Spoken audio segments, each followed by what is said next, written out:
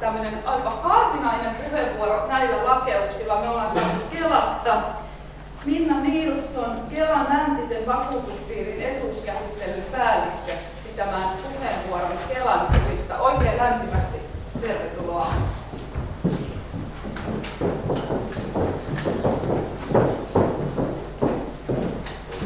No, oikein hyvää päivää omasta puolestani. Kuuluuko ääni sinne taakse? Hyvä. Tuikatkaa, jos tulee semmoisia ongelmia. Kiva kuulla, että on harvinainen vieras. Kyllä me ilman muuta yritetään näihin tilaisuuksiin tulla mukaan, mutta semmoinen rajaus meillä kyllä nykyään on, että mielellään tullaan sitten tilaisuuksiin, jossa on esimerkiksi tämän verran määrää väkeä että sillä tavalla niin ihan resurssien puitteissa joudutaan tiettyjä tilaisuuksia kyllä karsimaan. Mä en ole porilainen, mä tulen tuolta Turusta ja olen siellä. Meillä on tosiaan tässä tapahtunut itse asiassa, voin vaihtaa jo, Kelan historian suurin organisaatiomuutos vuodenvaihteessa.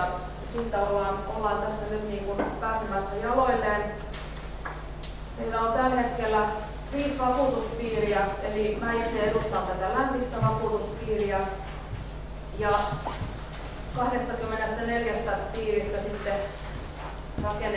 rakennettiin 5, eli aika iso muutos meillä siinä tapahtui sitten. Sä menit sinne nyt valokuvaalle, saanko mä vaihtaa itse? Joo. Ja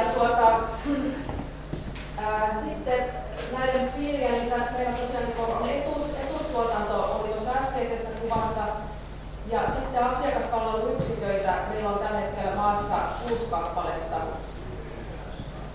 Yhteensä meillä on vielä toimistoja 183 kappaletta ja yhteispalvelupisteitäkin on 140 kappaletta. Puhelinpalvelu, verkkoasiointi, mahdollisuudet siinä sitten vielä. Eli hyvin paljon ollaan tiivistetty. Yhteyskeskus meillä toimii valtakunnallisena palvelumuotona. Arkisin 8-18 palvelee sitten.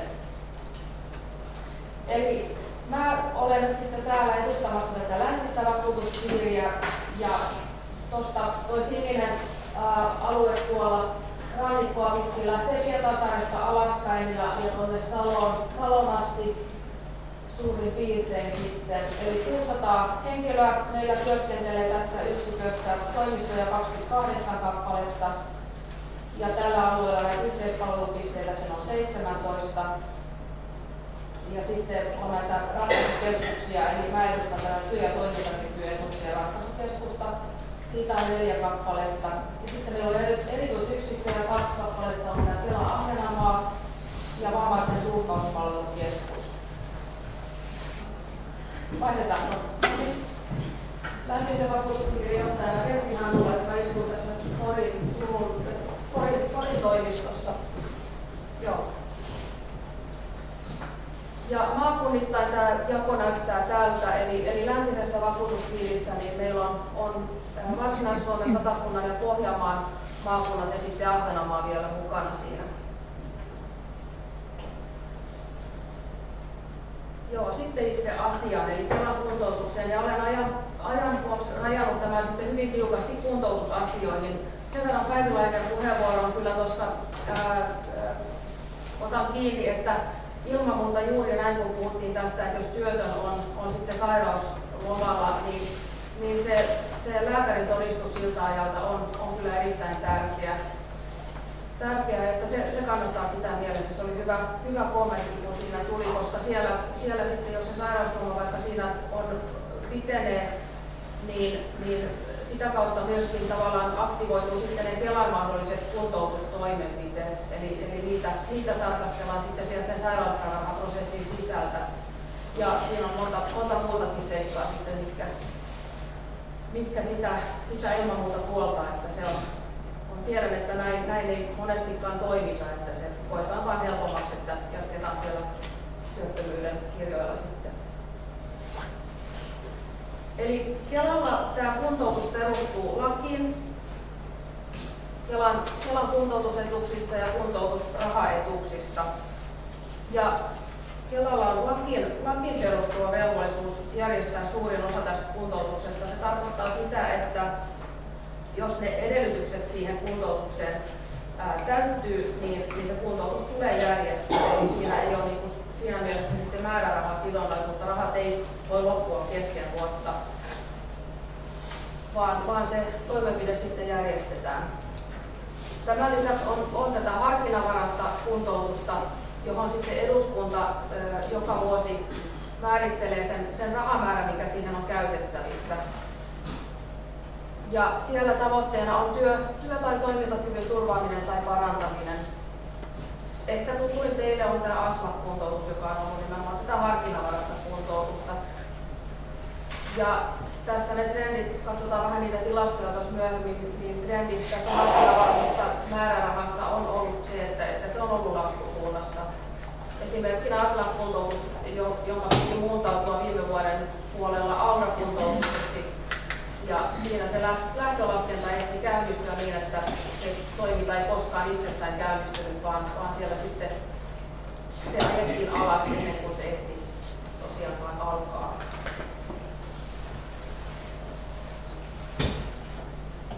Eli tästä näkee vähän sitä, että minkälainen on meidän viime vuosi koko valtakunnan osalta Kelan kuntoutuksessa. Eli tuossa ensimmäisenä tämä ammatillisen kuntoutuksen osuus, niin siellä näkyy ensin, että paljonko rahaa on käytetty viime vuonna. Eli edellisen vuoteen nähden 8,9% on kasvua tapahtunut. Ja kuntoutujamäärä erityisesti kertoo sitä, että tämä ammatillisen kuntoutuksen osuus on ollut aikamoisessa kasvussa. Jos verrataan tuonne 2013, niin se kasvu on ollut noin 36%. Ammatillinen kuntoutus on selkeästi Kelan kuntoutuksista se, jossa sitä kasvua tapahtuu. Ja tähän kohderyhmään ajatellen, niin tämä ammatillinen kuntoutus on varmaan yksi niistä keskeisistä kuntoutusmuodoista, varteenotettavista kuntoutusmuodoista. Vaikeavammaisten lääkinnällinen kuntoutus, joka tämän vuoden alusta on siis vaativa lääkinnällinen kuntoutus nimellä lakimuutoksen myötä. Sielläkin on hienoista kasvua tapahtunut. Kuntoutujamäärä on 5% kasvanut. Kuntoutuspsykoterapia, joka vuonna 2011 siirtyi niin, että siitä tuli myöskin lakisääteinen, eli Kelalla on lakisääteinen velvollisuus järjestää sitä ennen se oli määrärahasidonnainen, niin siitä vuodesta alkaen on ollut selvä kasvutrendi tässä kuntoutuspsykoterapiassa. Ja sielläkin 9,1% on ollut vuoden sisällä se kasvumuutos. Ja tosiaan tuossa viimeisenä tämä harkinnanvarainen kuntoutus näyttekin, että siellä sitten se laskutrendi on nähtävissä. Tosin edelleen, jos kuntoutujan määriä katsoo, niin 44 000 kuntoutujaa on ollut silti siinä mukana. Tässä vielä vähän eri tavalla kuvattuna periaatteessa sama asia, eli yhteensä 112 200 kuntoutusasiakasta viime vuoden aikana osallistui Kelan kuntoutustoimenpiteisiin. Kuntoutusrahan saajia näistä oli 57 300.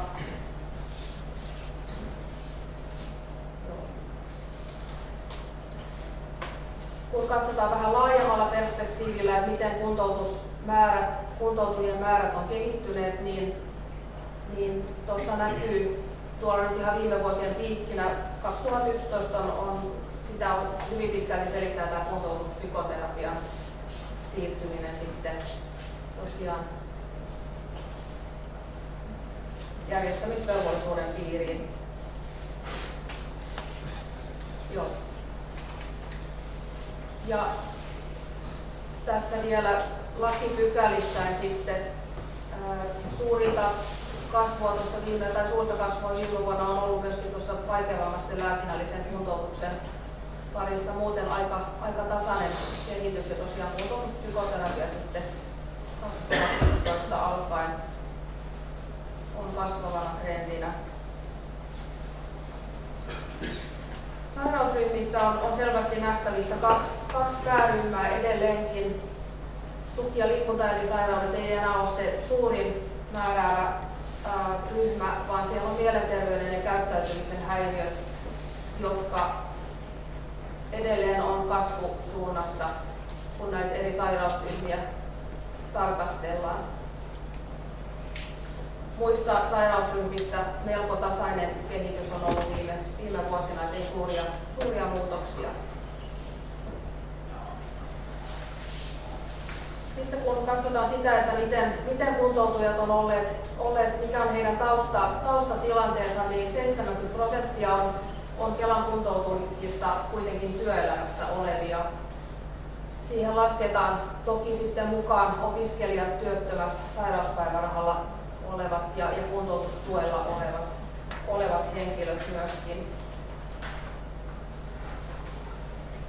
Tämä ihan yleisesti näistä nyt mä ajattelen, että mä käyn ihan tavallaan pykälittäin läpi nämä kuntoutusmuodot ja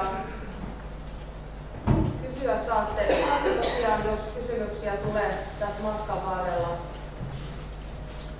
Sen verran kuntoutuksesta voi todeta taas Päivilainen kommenttiin sen verran, että viittasit asiantuntijalääkärien tekemiin päätöksiin. Meillä tosiaan tämä kuntoutus käytännössä se työ tehdään niin, että meillä työntekijät eli meidän valmistelijat, he on ne, jotka tekee ne kuntoutuspäätökset. Kuntoutusasioissa osan meidän ratkaisuja me haetaan asiantuntijalääkärin lausuntoa, eli sitä asiantuntijakonsultaatiota tavallaan lääketieteellisestä kysymyksestä, mutta sen itse kuntoutuspäätöksen tekee kyllä sitten se kuntoutusratkaisun työntekijä siellä. Asiantuntijalääkäri on siinä tiimissä sitten mukana. Tässä on luettelo siitä, että mitä toimenpiteitä ammatilliseen kuntoutukseen Kelan kuntoutuksena kuuluu. Osittain vähän samanlaisia termejä kuin mitä on TE-toimistossakin. Siellä oikeastaan kaikkien näiden osalta se semmoinen punainen lanka on se, että tämän ammatillisen kuntoutuksen tavoitteena tulee aina olla se työelämä, siellä pysyminen, sinne pääseminen. Jollakin tavalla se täytyy siellä näkyä. Et jos tavoitteena on eläkemahdollisuuksien selvittäminen, niin silloin Kelan ammatillisen kuntoutuksen kriteerit ei täyty.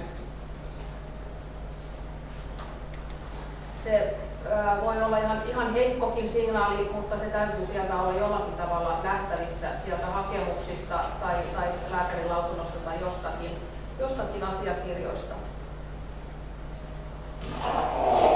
Mä en käy näitä tästä tänne enempää, me käydään ne tuossa vielä sitten tarkemmin läpi. Näissä toimeentulo Kelan ammatillisen kuntoutuksen aikana, jos siellä on ansiomenetystä, niin se on aina kuntoutusraha, joka on sitten kuntoutuksen aikainen toimeentuloturva.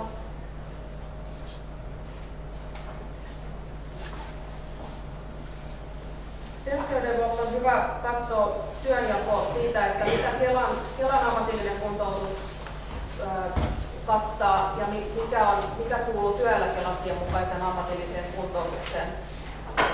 Ja tuolla oikeastaan oikeanpuolimmaisessa sarakkeessa tuo vihreä eli kertoo sen, että milloin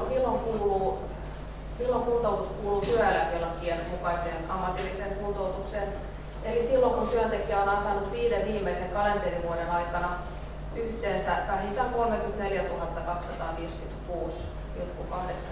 Tämä oli viime vuoden tieto.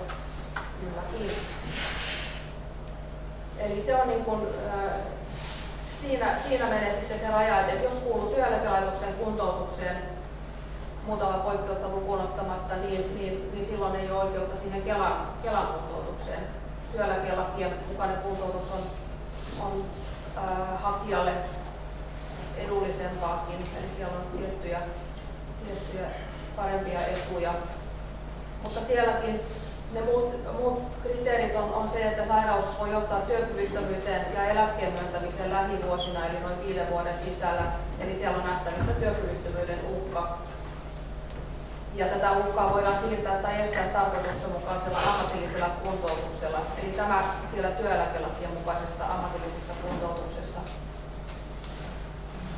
Sitten Kelan ammatillisessa kuntoutuksessa tarkastellaan sitä, että sieltä löytyy asianmukaisesti todettu sairaus, vika tai vamma, joka nimenomaan tämä asia aiheuttaa tai sitten se tulee aiheuttamaan lähivuosien aikana vakuutetun työ- tai opiskelukyvyn ja ansiomahdollisuuksien olennaisen heikentymisen. Eli katsotaan hiukan eri asiaa kuin mitä tuo työeläkelakien puolella.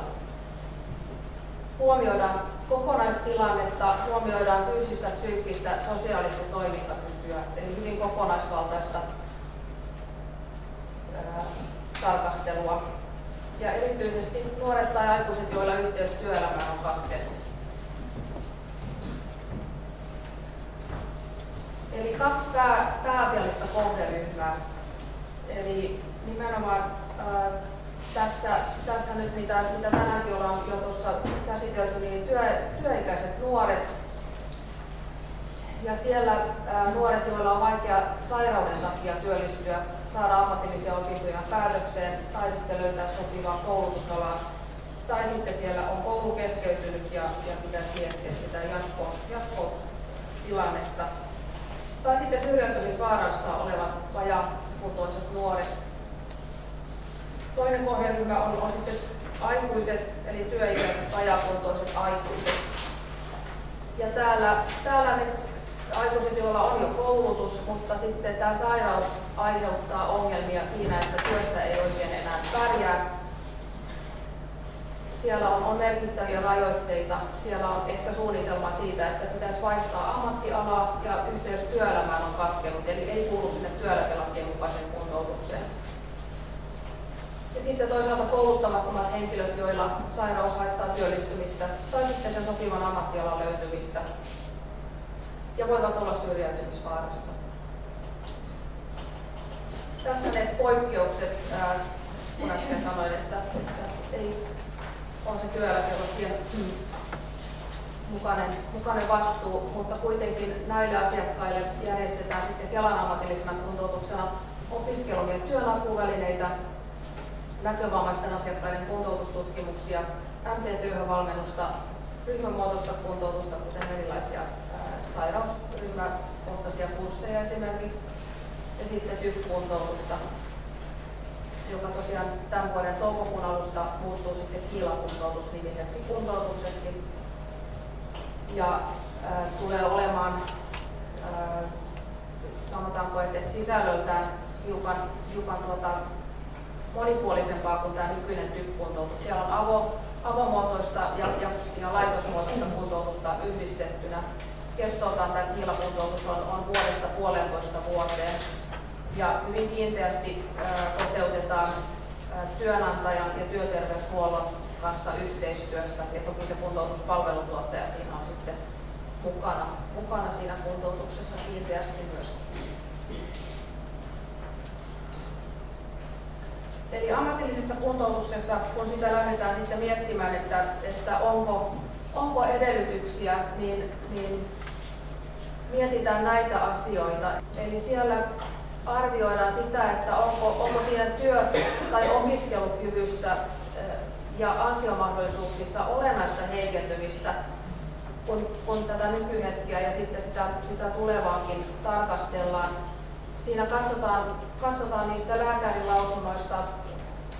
Eli kuntoutuksessa lähtökohta on aina se, että siellä pitää olla se lääkärin lausunto, kuntoutussuunnitelma B-lausunto, ja sieltä tulee sitten ilmetä sitä hoitavan lääkärin arviota siihen kuntoutukseen. Eli mitä lääkäri arvioi siinä, minkälainen kuntoutus on asiakkaalle hänen mielestään se sairaus ja kokonaistilanne huomioiden tarkoituksenmukaista.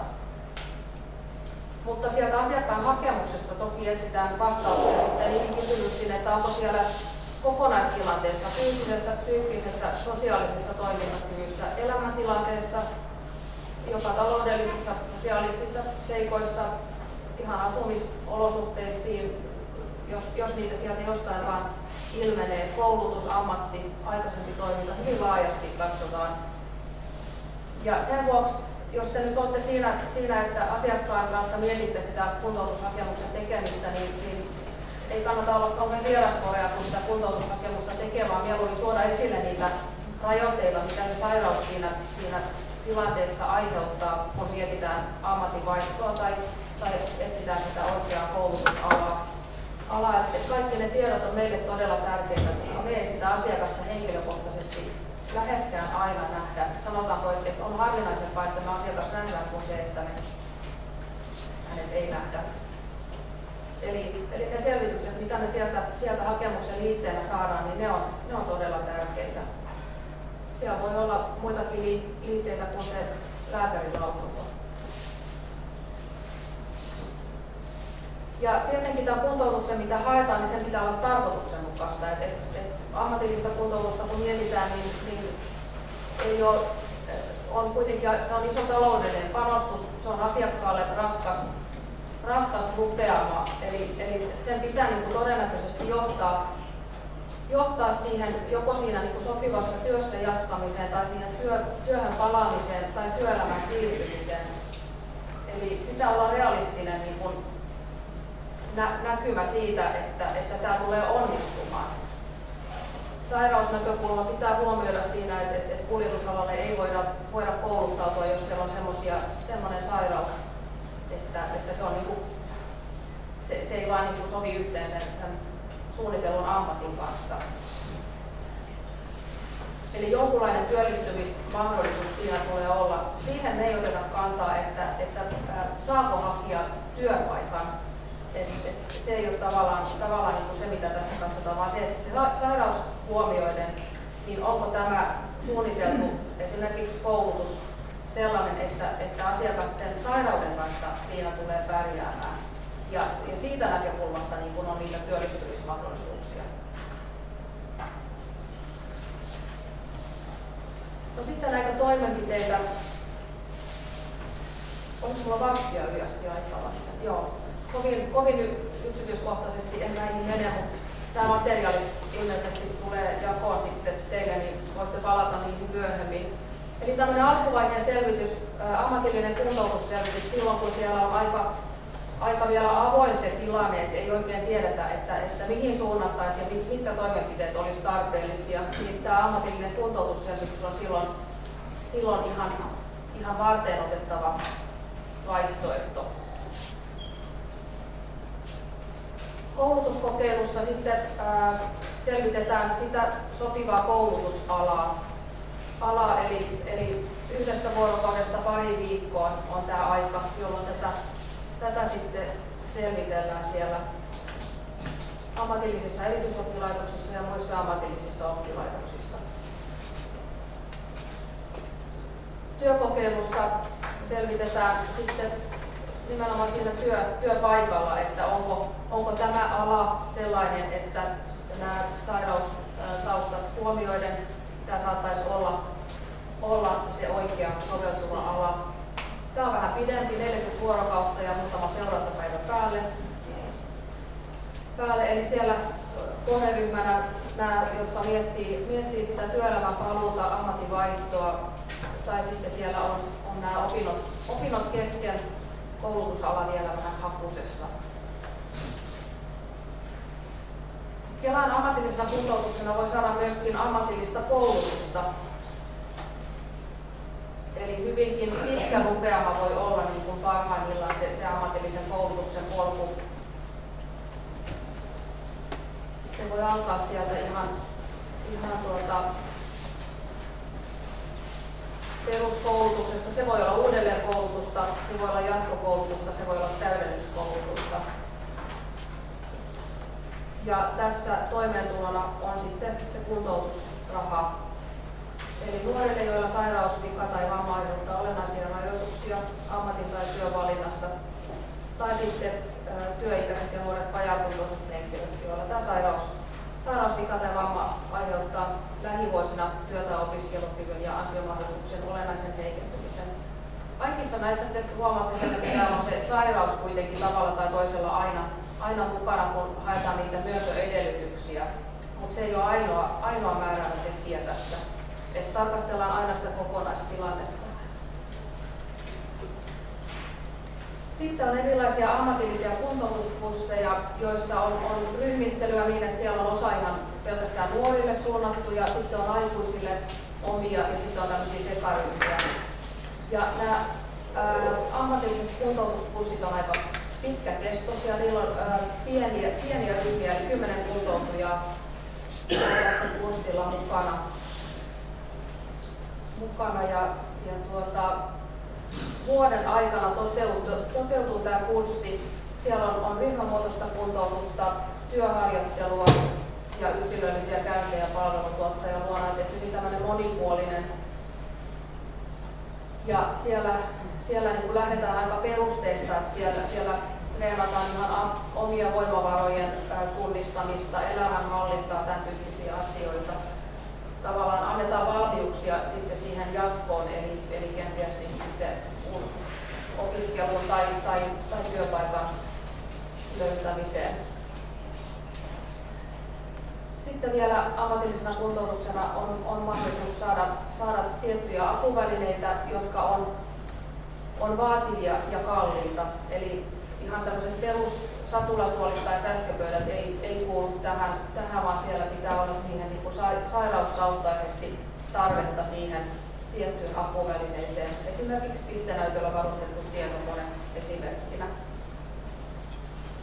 Eli henkilöille, joilla sairaus aiheuttaa niitä hankaluuksia joko siinä opiskelussa tai sitten työskentelyssä, ja tämä apuväline nimenomaan auttaa siihen suoriutumiseen sitten. Sitten toisena kuntoutusmuotona kuntoutuspsykoterapia, joka sieltä vuodesta 2011 on ollut tosiaan meillä järjestämisvelvollisuuden piirissä. 16–67-vuotiaille henkilöille on mahdollista tätä kuntoutuspsykoterapiaa hakea. Eli siellä joko opiskelu- tai työelämään siirtymisen tukemiseksi tai sitten siellä työelämässä pysyäkseen. Ja tämä kuntoutuspsykoterapia tarjoaa sitä tukea tai sitten parantaa työkykyä ja näin vältytään sairauslomilta.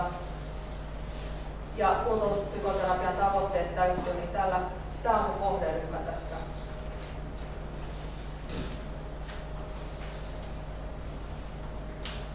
Myöskin työttömät työnhakijat kuuluu tähän kohderyhmään. Myöskin kuntoutustuella olevat kuuluu tähän kohderyhmään, kunhan sieltä näkyy se työelämätavoite jollakin tavalla sitten.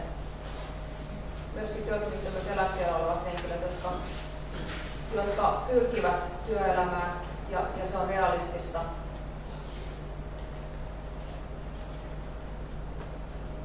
Jätinkö me pakkia nyt? Joo. Ja otetaan vähän taaksepäin. Joo, se on hyvä. Eli tässä edellytyksenä on se, että siellä on tehty diagnoosi, mielenterveyden häiriö, joka uhkaa työ- tai opiskelukykyä. Ja sen jälkeen on ollut myöskin vähintään 3 kuukauden asianmukainen hyvä hoito, eli siellä on jo vähän arvioitu sitä, että miten se hoito on lähtenyt käyntiin.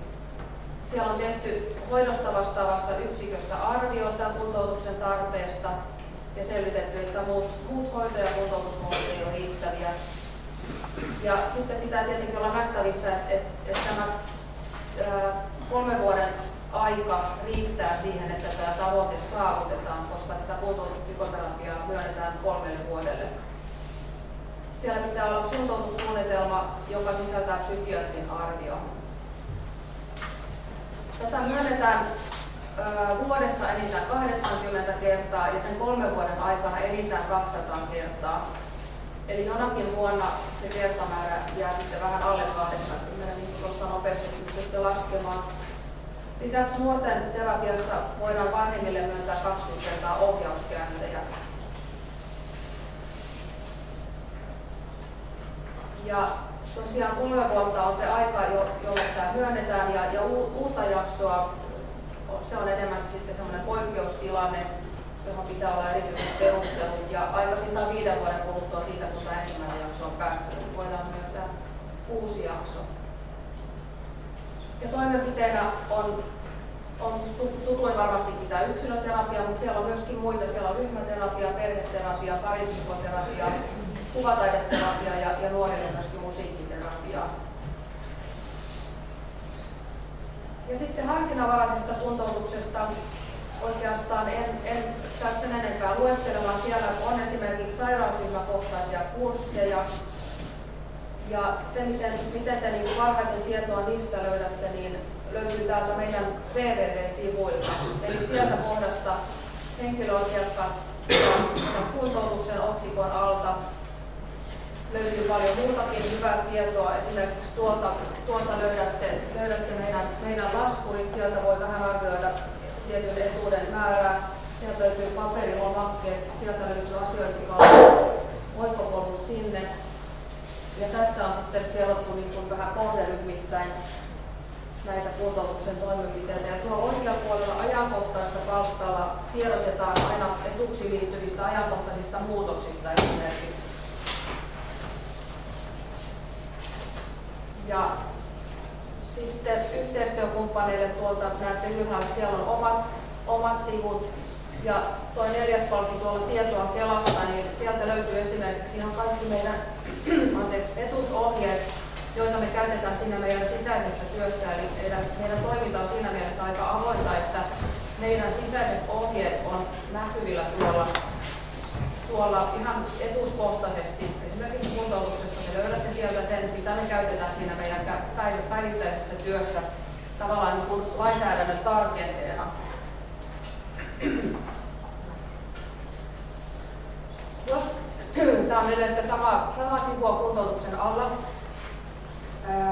on uutena palveluna tämmöinen Kysy sairausajan etuuksista chattipalsta, jossa sitten Kelan työntekijä vastaa näihin kysymyksiin. Sinne kirjaudutaan sisälle ja vastaukset tulee sitten ihan sinne konkreettiseen kysymykseen. Mutta tosiaan tuolla oikealla palstalla näkyy tämä kuntoutuskurssihaku, niin sieltä kautta te löydätte, tätä tietoa päivitetään koko ajan. Eli sitä mukaan kun niitä kurssipäätöksiä tehdään, niin se päivittyy tuonne meidän sivuille. Paljonko siellä on tietyissä kursseissa esimerkiksi vapaita paikkoja. Sen takia mun ei kannata tässä lähteä teille nyt näyttämään niitä luetteloita. Muutenkin tuo ylempi punainen laatikko palveluntuottajan hakukertoo, sieltä löytyy kuntoutustoimenpiteittäin meidän eri palveluntuottajat. Eri kunnissa sieltä voi laittaa hakusanaksi kunnan tai sitten kielen tai onko lapset vai aikuiset kyseessä ja niin edelleen. Sitten muutama sana vielä tästä vaativasta lääkinnällisestä kuntoutuksesta. Eli laki muuttui tämän vuoden alusta. Ja mä ihan lyhyesti ne kriteerit tässä kerron. Eli arjen toiminnoista suoriutumista ja osallistumista varten. Suurin muutos tässä oli se, että nyt ei enää edellytyksenä ole sitä, että siellä on vammais- tai hoitotuki myönnettynä. Ja se muutos toki myöskin se, että nimi muuttui. Mutta siellä arvioidaan toimintakykyä kokonaisvaltaisesti ja korostetaan yhteistyötä, ohjauksellisuutta, aktiivista työotetta. Alle 65-vuotiaille, jotka ei ole julkisessa laitoshoidossa. Ja sairaus ja vamma nimenomaan aiheuttaa tätä suoritus- ja osallistumisrajoitetta. Ja sitä rajoitetta määritellään myöskin tämän keston mukaan, eli vähintään vuoden ajalle on arvioitavissa, että tämä rajoite kestää. Eikä liitty välittömään sairaanhoitoon, eikä ole myöskään pelkästään hoidollisia nämä tavoitteet. Ja kuntoutus toki sitten vielä niin, että se on perusteltua tämän arjen toiminnosta suoriutumisen ja osallistumisen tukemiseen. Hyvin paljon korostetaan sitä aktiivisuutta ja toiminnallisuutta ihan kuntoutujan oman tekemisen ohessa, eli sitä kuntoutusta yritetään viedä sinne arkeen ja kuntoutuja on siinä hyvin aktiivinen osapuoli, eli ei vaan niin, että jotakin niveltä siinä vetreytetään. Ja yhteistyötä korostetaan kuntoutujan, sen lähipiirin ja totta kai sitten kuntoutustyöntekijöiden ja muiden kanssa. Ja toimenpiteitä on sitten useita, eli on tätä yksilöterapiaa, monimuotoryhmäterapiaa, päiväkuntoutusta ja sitten on erilaisia joko avo- tai laitosmuotoisia kuntoutuksia kursseina tai moniammatillisena yksilökuntoutuksena. Aikuisille omansa ja lapsille oma palvelulinjansa sitten sairausryhmän jaottelulla. Ja tuolta osoitteesta löytyy sitten tarkempaa tietoa tästä kuntoutuksesta vielä. Edellytyksenä tähän kuntoutukseen, kuten kaikki muihinkin, on se lääkärin lausunto, mutta tässä edellytetään sitä kuntoutussuunnitelmaa, joka on sen lääkärin tai moniammatillisen työryhmän laatima, jossa se lääkäri on yhtenä osana sitten 1-3 vuoden ajalle voidaan tämä kuntoutussuunnitelma tehdä. No, tässä sitten teille toivottavasti osa näistä ihan tuttujakin linkkejä ja osoitteita. Eli viranomaislinja, ajattelisin, että aika moni teistäkin varmaan niissä kysymyksissä niin voisi kääntyä tämän viranomaislinjan puoleen. Numero löytyy tuosta. Eli yleisesti etuuteen liittyvät kysymykset. Asiantuntijalääkärit päivystää meillä tämmöisen lääkärilinjan puolella, eli siellä voi sitten hoitavat lääkärit olla yhteydessä asiantuntijalääkäreihin. Kuntoutujille on oma osoitteensa, eli tuolla valtakunnallisen kuntoutuksen palvelunumero palvelee 8–6 arkisin, ja ajanvarauksen voi tehdä toimistoon esimerkiksi tämän automaattisen puhelinpalvelun kautta. Melko suuren osan meidän kaikista Kelan etuuksista voi hakea jo verkossa. Valitettavasti kuntoutus on ihan niitä viimeisiä, joita ei vielä verkossa voi hakea, mutta kuntoutusrahaa voi hakea. Asiointipalvelu on se erittäin näppärä kanava, kun Kelan etuuksien osalta asioidaan. Siellä voi tehdä paljon niitä tietoja, päivityksiä ja seurata sitä omaa maksu- ja etuustilannetta.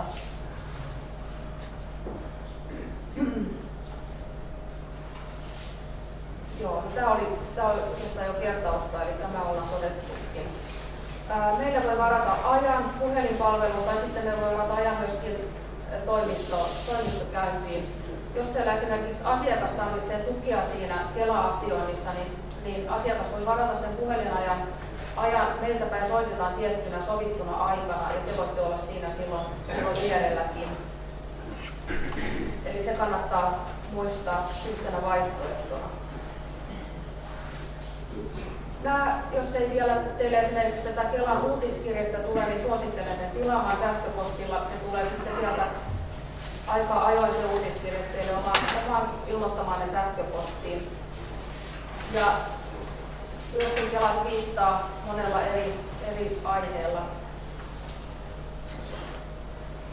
Eli tämmöisiä sitten taisi olla vielä siitä nuorten kuntokampanjasta.